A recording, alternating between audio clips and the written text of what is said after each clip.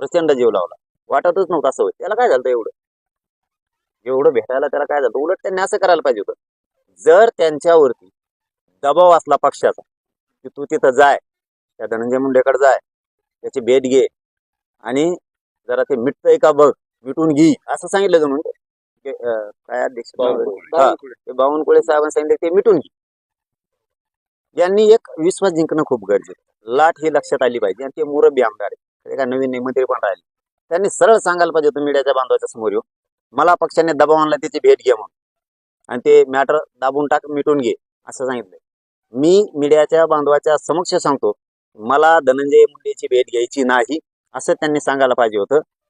मी आत्ता पक्षाचा आणि आमदारकीचा राजीनामा देतो.